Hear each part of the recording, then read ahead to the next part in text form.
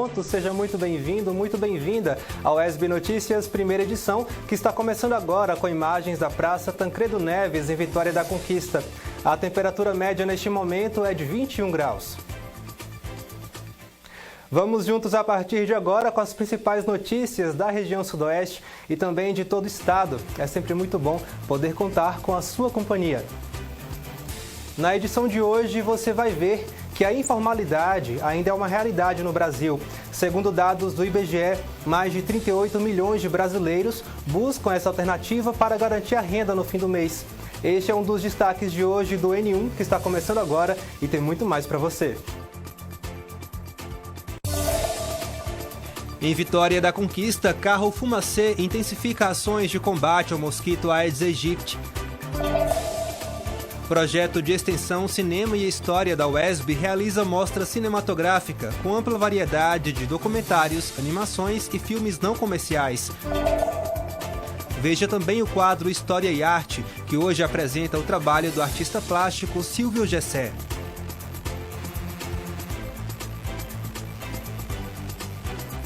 E você pode participar com a gente enviando sua mensagem para o nosso WhatsApp pelo número 7734248766 ou então poste o seu comentário nas redes sociais com a hashtag UN1. Hoje é quarta-feira, dia 16 de agosto. O ESB Notícias, primeira edição, está começando.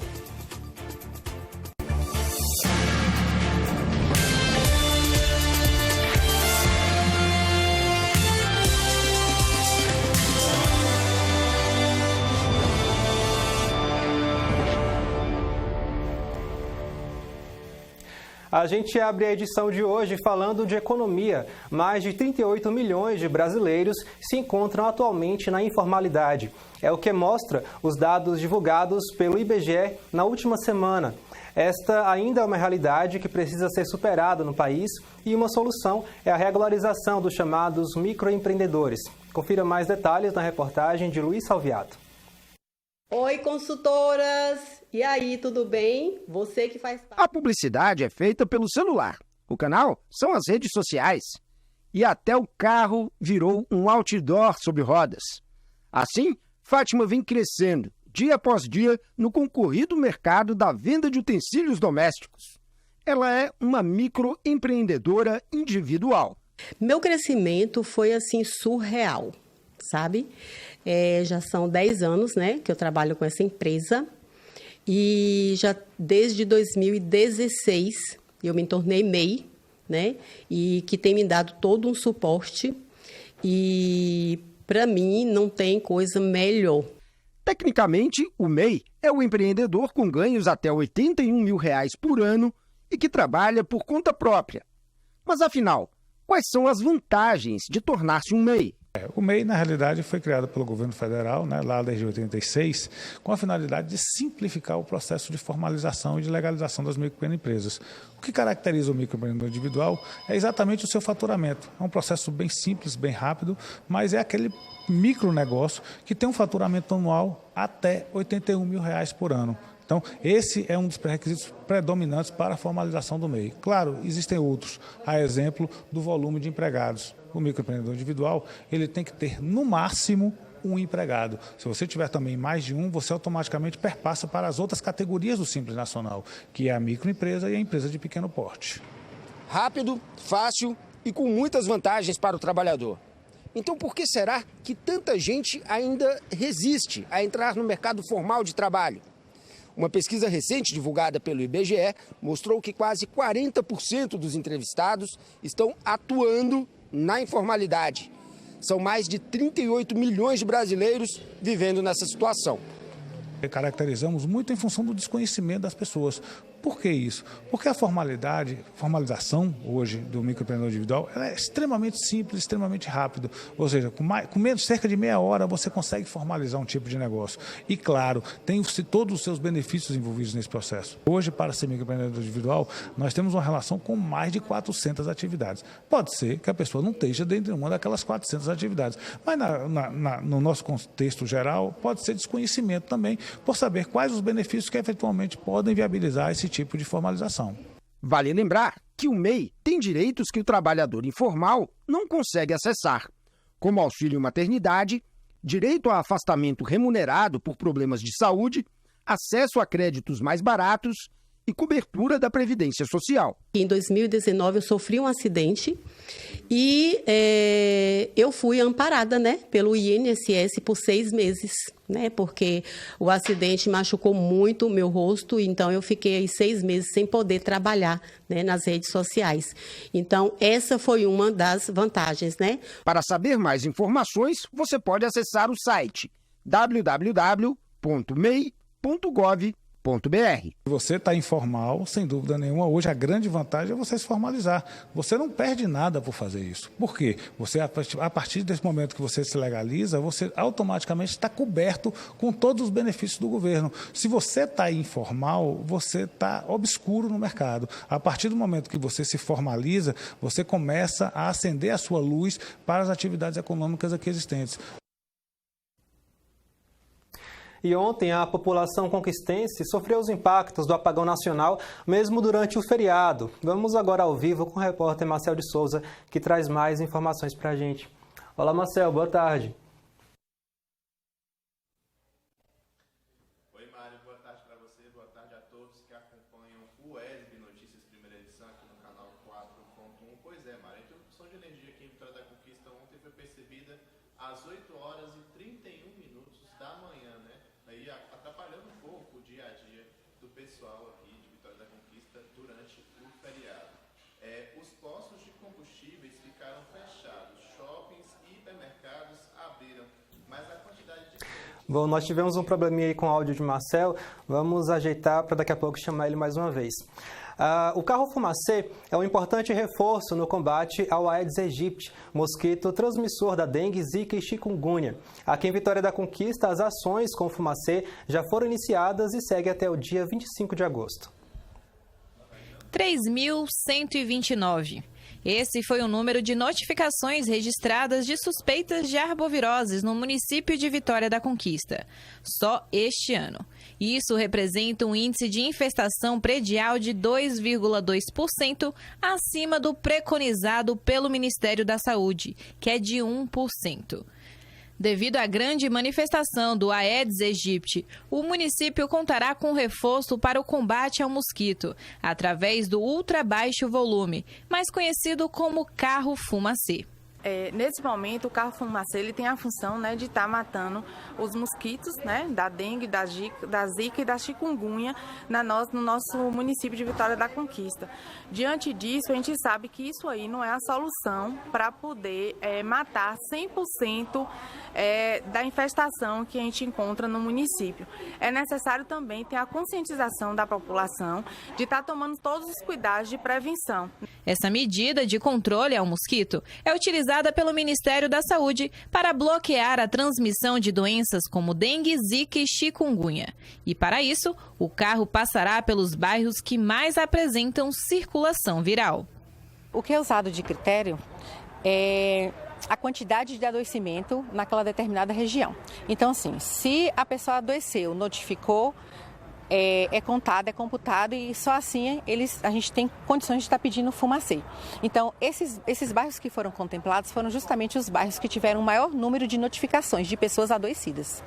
Até o dia 25 de agosto, serão cumpridos 5 ciclos de trabalhos em cada localidade, com intervalo de 3 dias entre cada ciclo. No momento da aplicação, os carros irão transitar sempre com pisca-alerta ligado em uma velocidade média de 15 km por hora, sempre no início da manhã e no final da tarde. No final da tarde, das 5 horas, entre 4h30 e 5 horas, que o Aedes aegypti, né, ele começa a sair para a sua proliferação e a gente consegue estar atingindo esse mosquito com a maior facilidade dentro dos espaços das residências e também é o momento que também a população está chegando em casa e tudo e deixar também os locais fechados, né, por conta do próprio veneno que é liberado.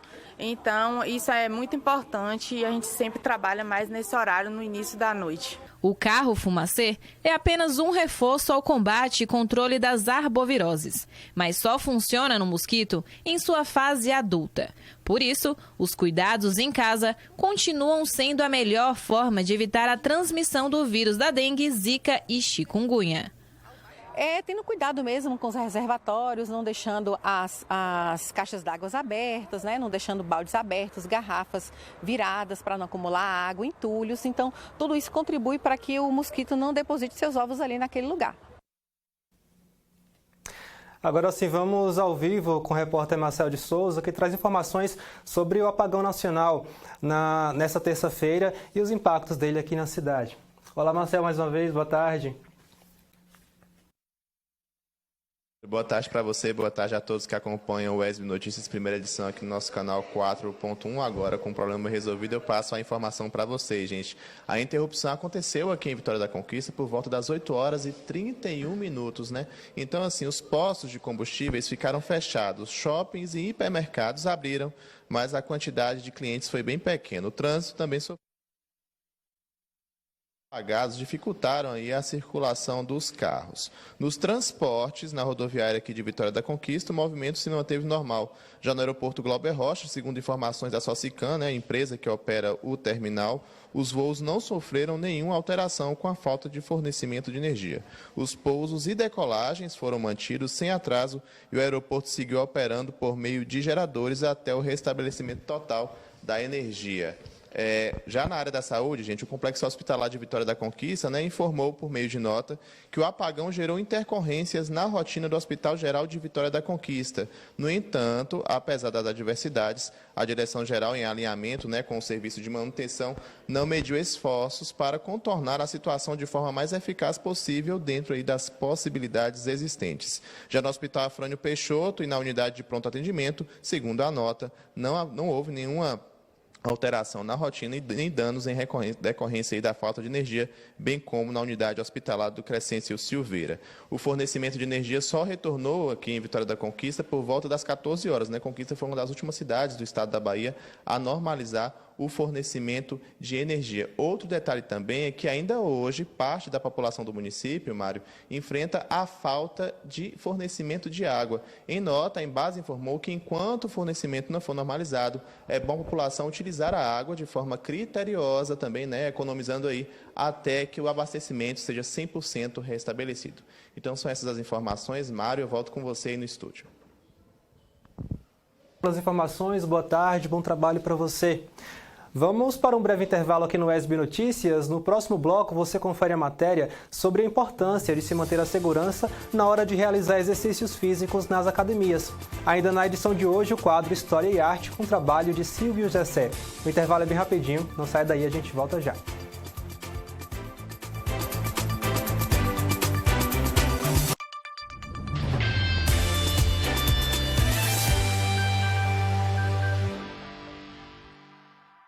A partir de agora, você vai poder acompanhar a nossa programação ao vivo, de onde estiver e na hora que quiser, com o novo aplicativo da UESB FM.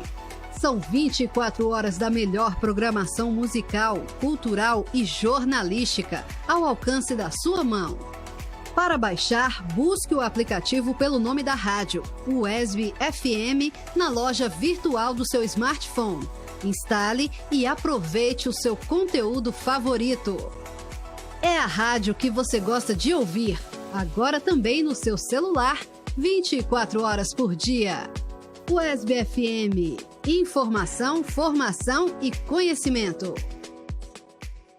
Eu acho que as pessoas não sabem o que dizem quando são contra a vacina. Não sabem o tamanho da dor das famílias que perderam quem amam para uma doença.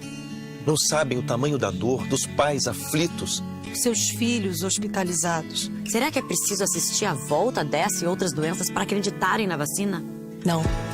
Nós não queremos isso. Confiar na vacina tem que ser pelo caminho da vida. Vacinas salvam vidas. Vacinas salvam vidas. Eu quero viver, por isso eu vacino. Eu quero ver o Brasil reconstruir a nossa vacinação. Porque o Brasil sempre foi referência em vacinação no mundo. Vamos nos unir ao movimento nacional pela vacinação. Vamos vacinar, sim. Valorizar a nossa ciência e o nosso SUS, sim. Vamos bater com orgulho no peito e no braço e dizer que vacinas salvam vidas. Vacina é vida. Vacina é para todos. Ministério da Saúde. Brasil. União e Reconstrução. Governo Federal.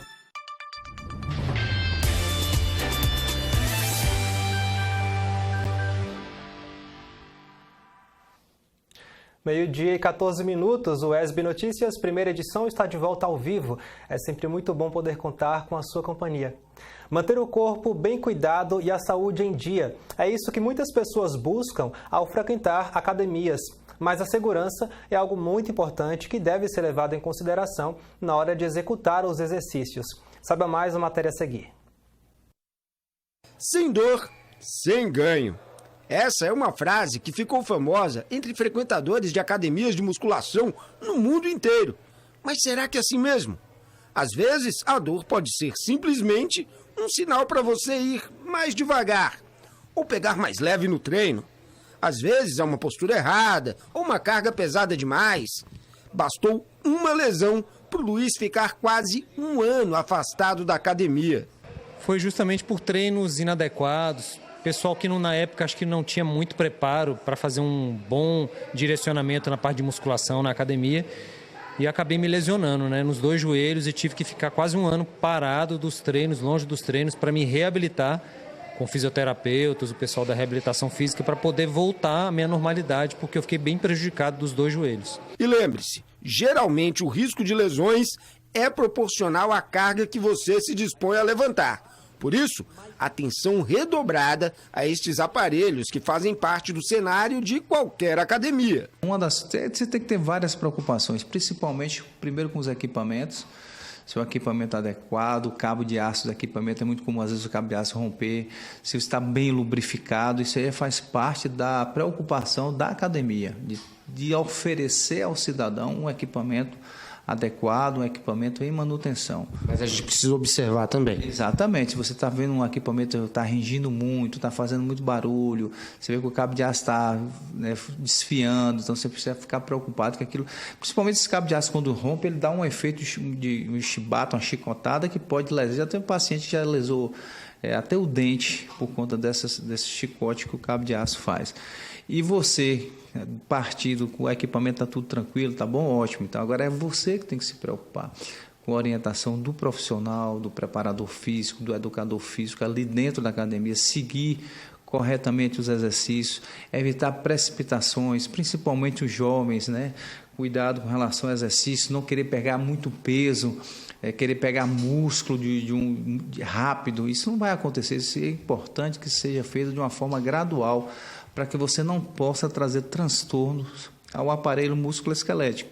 Então, é comum, às vezes, as pessoas falarem assim, crianças, jovens, adolescentes não podem fazer academia. Pode, desde que seja feita com orientação, com peso adequado e seja feita de uma forma gradativa, sem pressa. E um acidente pode acontecer até mesmo naquele aparelho considerado mais inofensivo. A esteira, minha gente, é um campeão de tombos nessa academia. Isso nada mais é uma simulação de caminhada, E se você não caminha, ela lhe leva. Então, assim, hoje com essa rede social, a pessoa sobe na esteira e está no Instagram, no WhatsApp, batendo papo com um, com o outro, no online. Fica distraída. A distração causa um acidente. Então, a pessoa chega ali, liga a esteira, bota uma velocidade que não sabe nem qual foi a velocidade que botou e fica na rede social, quando ela menos espera, ela já está correndo e ainda que ela vai largar o telefone para poder apertar o botão de emergência ou de parar a esteira, já está tarde, às vezes é tarde demais, ela pode cair. Ou acontece, ela distraidamente sobe na esteira que um outro colega deixou ligada, que acontece na academia convencional, aqui na nossa academia, por exemplo, já aconteceu aqui alguns acidentes, assim, a pessoa tropeçar, pisar errado, às vezes pisa na parte que é parada e a esteira, a outra perna está funcionando. Então, assim, a esteira puxa. Então, é um risco, a desatenção. E mesmo com o profissional do lado, a pessoa ainda se depara com essa situação. Então, imagina uma academia convencional, que muita gente bota lá 24 esteiras, 23 esteiras, 30 esteiras, não sei. As academias convencionais têm muita esteira.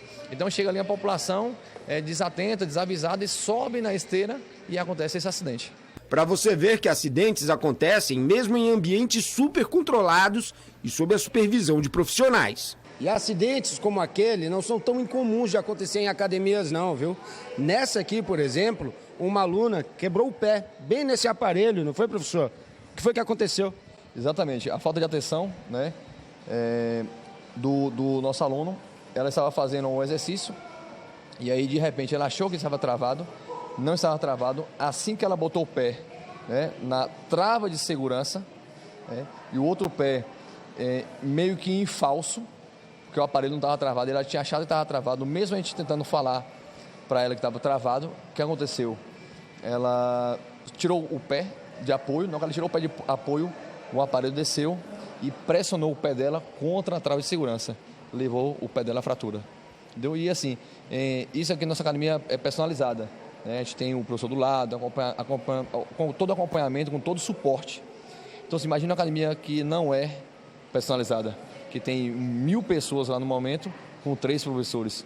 A gente não consegue dar conta de tanta gente. E aí acontece, a probabilidade de ter mais acidentes é muito maior. A tecnologia evolui para deixar as academias cada dia mais seguras. Mas um aparelho específico continua sendo um risco para os frequentadores. Eu estou falando do aparelho celular. O instrutor fica cobrando, né? Mas enfim, não tem nenhuma criança mais aqui, mas às vezes tem que tomar o celular até, né? Muito perigoso. Mas como é? A pessoa fica malhando e filmando, tirando foto? Faz selfie, vai pro espelho e aí tem que aparecer, mostrar, né, para todo mundo que eu tô malhando naquela posição top, mostra a perninha. O problema é quando a vaidade acaba superando os limites da segurança, né? Sim, então, aí esquece, né? Muitas vezes tá até fazendo já uma atividade ali, um movimento que não deve, né? Fazer essa troca, né? Ou você está fazendo o seu treino ali, ou você está se gravando. Não pode estar fazendo as duas coisas ao mesmo tempo. Pode fazer um acidente, né? Pode ser perigoso. Ter uma lesão, né? Obter uma lesão ali, perigoso em tudo. Pelo menos enquanto você estiver usando um desses aparelhos, tente se desligar um pouquinho das redes sociais, deixe o celular de lado e foco no treino.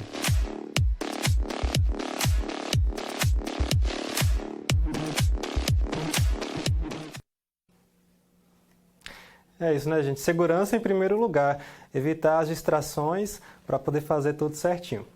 Bom, o projeto de extensão Cinema e História da UESB realiza durante os meses de agosto e setembro a Mostra Germinal, que traz ampla variedade de documentários, animações, obras raras do cinema LGBTQIA+, e filmes não comerciais. O repórter Gabriel Pires traz os detalhes para a gente. Olha, gente, a Mostra Germinal começa dia 17 de agosto e vai até o dia 25 de setembro, com exibição de 7 filmes em sessões que serão realizadas aqui no Cinemonga da UESB. Sobre este assunto, nós estamos aqui com Douglas Pereira, ele que é estudante de História da UESB e idealizador desse projeto. Douglas, quais os filmes vocês vão exibir durante o projeto? Então, todos os filmes eles têm um caráter político, é a nossa primeira mostra. Na verdade, o Cine Debate ele existe desde 2022 e a maioria das sessões são feitas aqui dentro da UESB mesmo, mas agora a gente lançou um projeto maior, que é uma mostra de cinema com filmes de caráter político. Então, a gente convidou alguns professores do Departamento de História e todas as sessões vão ser comentadas. E é basicamente isso, os filmes vão falar sobre alteridade, xenofobia, racismo. Alguns filmes têm um caráter mais político, panfletário, né?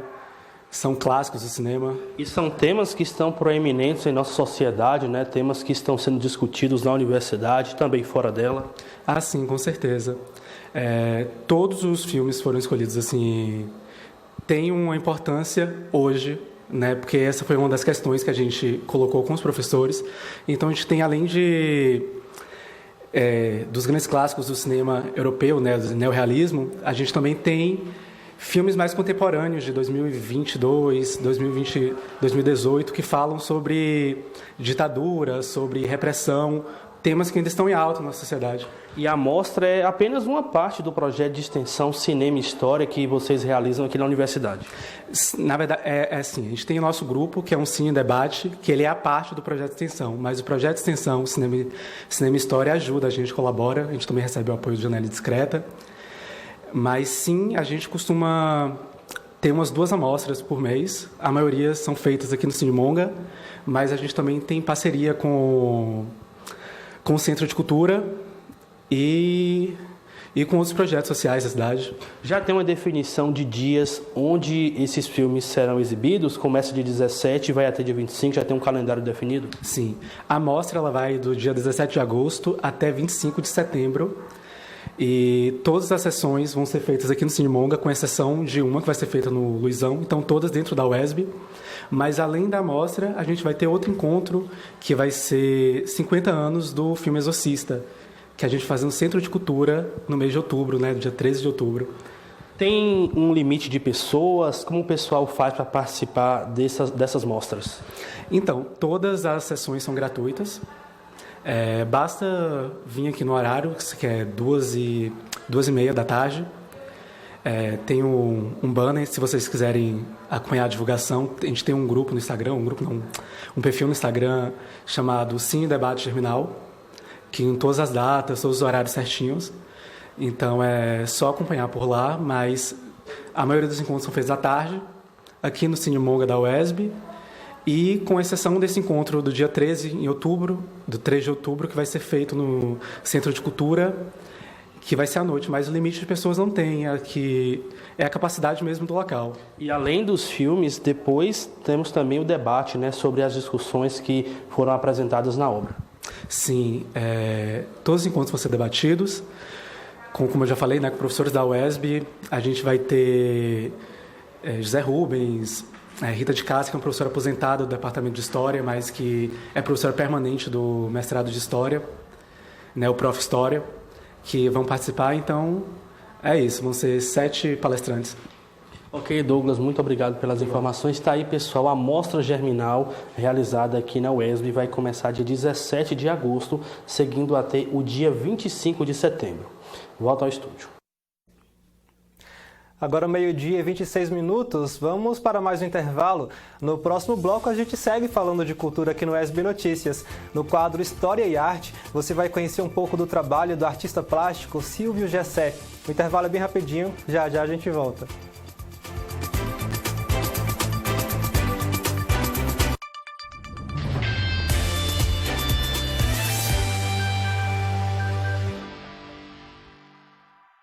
Nos primeiros meses de 2023, mais de 1.200 trabalhadores foram resgatados de condições degradantes de trabalho. Isso tem nome: trabalho análogo à escravidão. O resgate só foi possível porque, de um lado, o governo federal intensificou a fiscalização e, do outro, houve um aumento das denúncias. Vamos juntos lutar por um trabalho digno e decente. Denuncie sempre que suspeitar.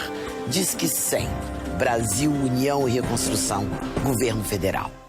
Uma parceria entre TVs e instituições públicas de ensino superior do Nordeste brasileiro traz até você informações sobre inovação e o desenvolvimento de pesquisas científicas que fazem diferença no seu dia a dia.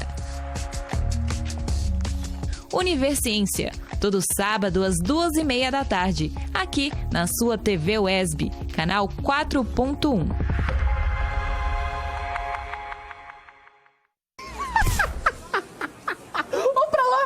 O Joaquim tá perturbando o Lucas de novo. Corre lá, filma isso. Que sinistro, Rafa. Até você? É o quê, véi? Ele não tá fazendo nada demais. Você acha mesmo que compartilhar essas coisas não é apoiar o bullying? Vai cair nessa bizarrice de bom moço, Rafa. Logo você, um cara cheio de atitude.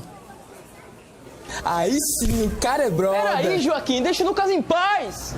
Quando não existe plateia, não existe bullying. Seja brother. Uma campanha do Ministério Público do Estado da Bahia, Guardião da Cidadania.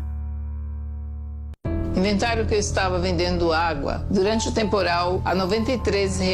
Isso é uma mentira. Quando cheguei para abrir o meu mercadinho, já deparei com a multidão querendo o meu linchamento. Fiquei muito triste.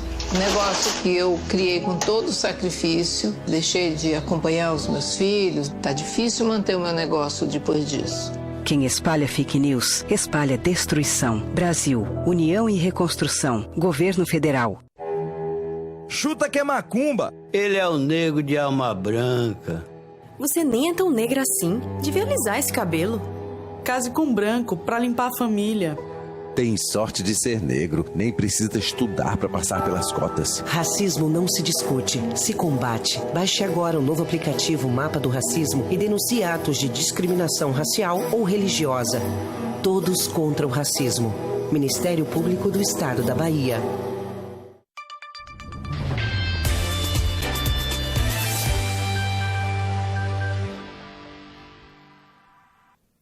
Doze horas e 30 minutos, estamos de volta com o SB Notícias, primeira edição. Vamos conferir agora a previsão do tempo. Saiba como ficam o tempo e a temperatura para Vitória da Conquista e outras cidades da região sudoeste.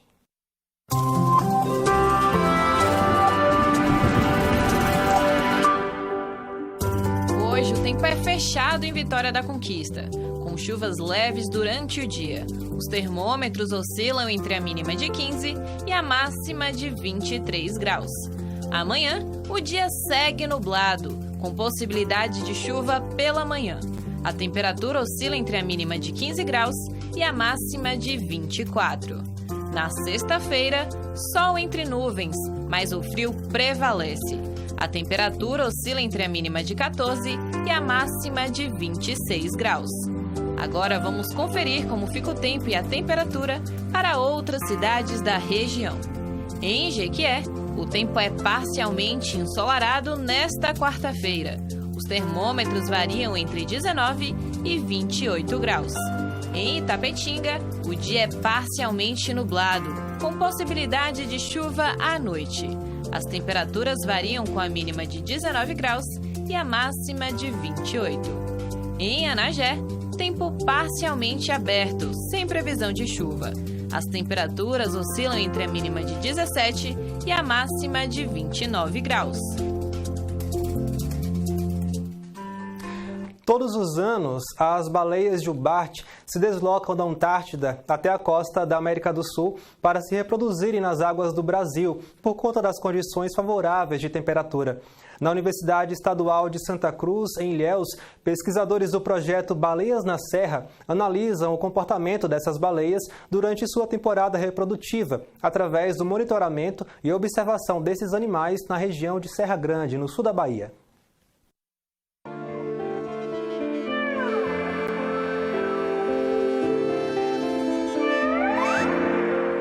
A grande motivação para o início do projeto foi a plataforma que a gente se encontra, que é muito singular e especial para o estudo, principalmente das baleias jubarte. E o porquê disso? Porque a gente se encontra na região de Ilhéus e Itacaré, onde a plataforma continental é mais estreita em toda a costa do Brasil. Então isso faz que a gente tenha uma distância curta próxima à costa, onde a profundidade é baixa. Então isso favorece a aproximação das baleias à costa. E temos um ponto alto para a observação das baleias também muito perto da linha da costa. O objetivo principal é a conservação da espécie, né? E para conservar, nada melhor do que você entender o que está acontecendo com os indivíduos. Se você não conhece o animal que você está trabalhando, não tem como você propor uma medida de mitigação, não tem como você conservar essa espécie. Então a gente estuda de fato o comportamento, o uso de hábitat, o movimento dela na região, para poder estar inferindo do que esses indivíduos, né, precisam, quais são os potenciais impactos. A gente utiliza predominantemente duas metodologias, uma que nós chamamos de monitoramento visual através do ponto fixo, então nós chamamos de um mirante Serra Grande de terra, né? Nós não precisamos de ir para o mar, a gente consegue neste local observar as baleias de terra e então a gente usa binóculos, usa um equipamento chamado de estação total, que ele nos permite ter uma ampliação muito grande, nos permite contar o número de baleias, entender a composição do grupo, registrar a posição delas na água para entender as rotas delas aqui na nossa região.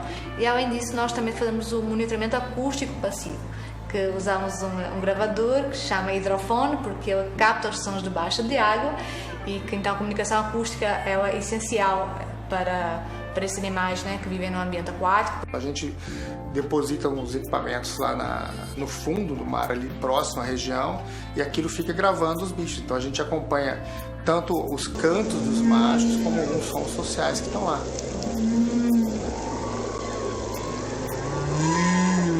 Você programa o quanto ele vai gravar, a hora que ele vai gravar, a frequência que ele vai estar sensível para gravar.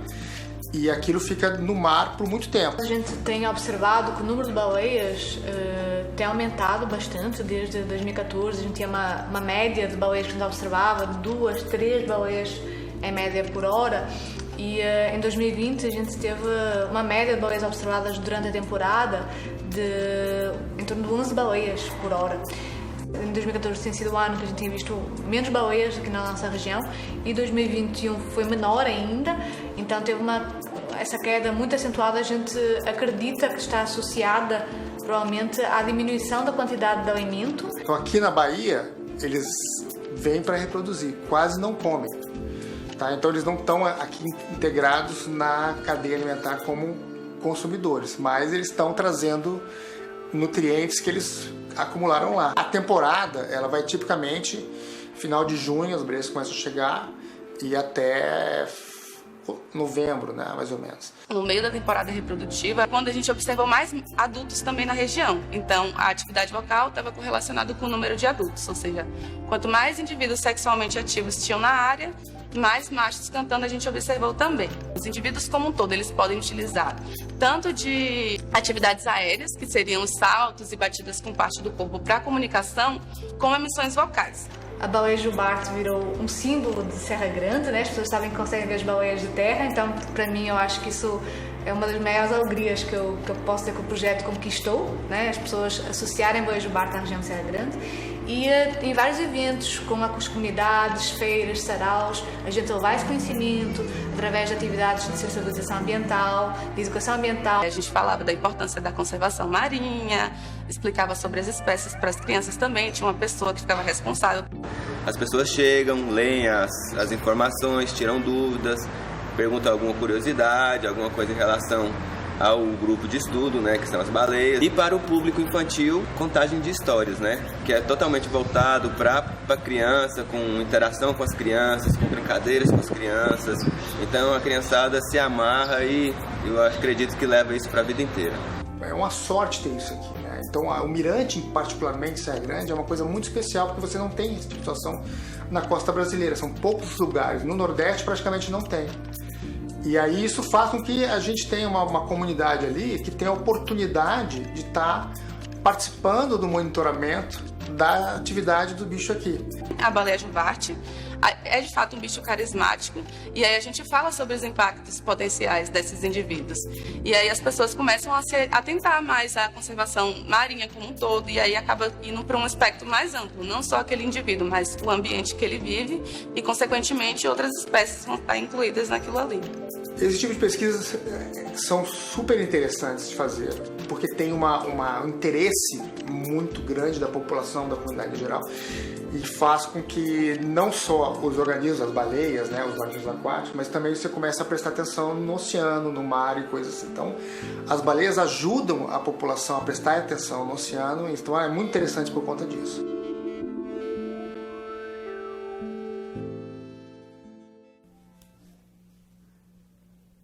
Essas e outras pesquisas você confere no Univerciência todos os sábados às 2h30 da tarde, aqui na TV UESB.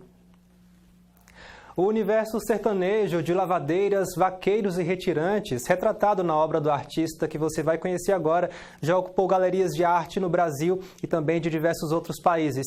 No quadro História e Arte, conheça um pouco do trabalho do artista plástico conquistense Silvio Gessé.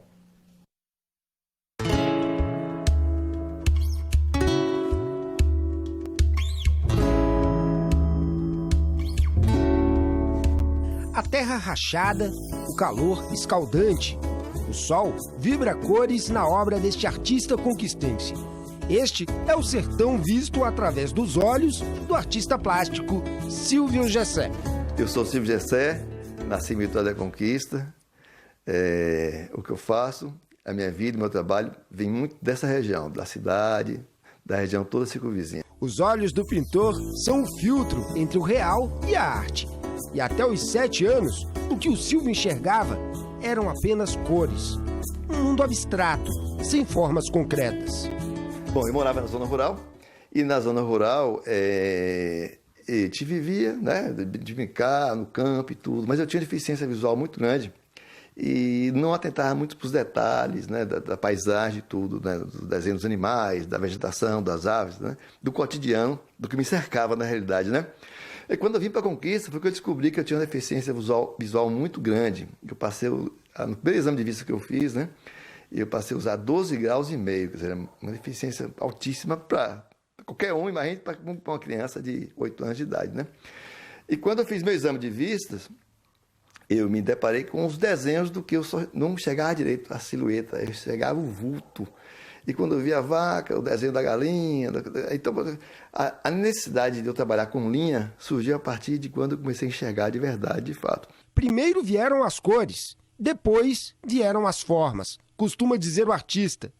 Cores que remetem a Tarsila do Amaral e formas que lembram os traços de Portinari. Duas das maiores influências na arte de Silvio Gessé. O movimento modernista foi muito importante. A Semana de Arte Moderna foi uma semana que tentou enxergar o Brasil, que passou a enxergar o Brasil de dentro, né? De soltar aquelas amarras da arte europeia, daquelas coisas da paisagem e tudo mais, e começou a enxergar o brasileiro, o cotidiano do povo brasileiro, né? O folclore. E quem mora, e quem morou, e quem hoje ainda é apaixonado pelo interior, nunca vai esquecer as histórias todinhas. Então, quando a gente, por exemplo, eu faço um quadro hoje e pinto um quadro de uma série de lavadeiras, buscando água na cacimba, o menino que Guarapuca, então o menino soltando pipa, né? Brincando de bola de gude. Então, essas histórias do cotidiano da infância, né? Toca qualquer pessoa, qualquer ser humano. Então, eu fico impressionado com pessoas até que são cosmopolitas mesmo, que tiveram infância todinha praticamente em cidade grande, quando vê um quadro, ele sente uma saudade do que não teve. Quer dizer, porque ele leu, porque ele viu, porque ele soube, mas não viveu. E ele passa a desejar aquela imagem para ele, não o quadro, mas a imagem, e de vivenciar, porque passa a ser um sonho, como literatura, como um livro, né, que você lê, você se transporta para dentro dele, a tela tem esse mesmo poder. A tela, às vezes, é quase um imã, que você entra dentro dela e você passa a viver aquela história, daquela cena, naquele momento, né? Arte, memória e afeto. Uma visita ao ateliê de Silvio Gessé é como fazer uma viagem no tempo. Eu nasci em Conquista em 1960, eu morei muito tempo no norte de Minas Gerais também, lá em Jordânia, e as minhas paisagens eram paisagens agrestes, né? Morei no norte de Jequitinhonha, depois eu vim morar no sul da Bahia, mas pegando também uma parte da Caatinga, né? Somente nessa região de Conquista que tem essas micro-regiões, a gente tem Caatinga, Mata Cipó, Mata Atlântica, tudo aqui pertinho de Conquista, né? E meu pai era vaqueiro e meu avô, então não é muita viagem. Então muita coisa que eu retrato no meu trabalho são esses passeios, essas visitas por essas regiões, mas sempre com esse olhar mais humanizado, né? Aí quando eu falo que eu gosto muito de trabalhar as memórias afetivas, mas meu trabalho também tem dentro dele uma mensagem social muito forte também, porque eu trabalho mostrando o cotidiano dessas pessoas que são pessoas simples, né? Na luta, né? E empoderando-as. Elas são pessoas que estão dentro do cenário com uma imagem positiva, bonita, esguia e tudo, né? O encontro com o fotógrafo Evandro Teixeira rendeu uma bela parceria e foi a semente para um projeto ambicioso: contar a tragédia de Canudos através da arte. Evandro fez o livro Canudos. E eu lembro que eu acompanhava pelo Jornal à Tarde, não tinha o livro Canudos ainda, né? As fotografias eu recortava e achava interessantíssimo, porque o retrato e o recorte que Evandro tinha do homem do campo, né, de Canudos, da região, era o que eu pintava também. Então, o bioma Caatinga está aqui, está lá, e as imagens praticamente as mesmas, né? E eu tomei a liberdade de começar a trabalhar em cima dessas imagens que eu via no jornal, né? E em Canudos eu conheci Evandro Teixeira. Aquele quadro que tem ali do lado da Noite de Lua Cheia em Canudos é até dele, tem que ir lá para o Rio de Janeiro, né? Está guardado para entregar ele ainda. E a gente começou a conversar, e eu contei as histórias todinhas aqui, em 92, 93, 94. Muito tempo eu copiava os trabalhos dele e fazia leituras. E a gente fez um trabalho junto, que era pegar as fotografias de Canudos, do tema Canudos e do tema Vidas Secas, e traduzi-las com as minhas cores. Quer dizer, não foi nenhuma releitura, foi uma forma de entendimento, né? E aí foi uma parceria fantástica com o Evandro. sem fugir do meu tema, sem fugir da minha paleta de cores, né? E dentro do contexto. O menino, que só enxergava cores na infância, reproduz em suas telas um sertão vivo e radiante. Em suas obras, a arte é o olhar de Silvio Gessé. A minha arte é pintar as memórias afetivas com as cores que vêm do coração. Eu não consigo ver a arte de outra forma.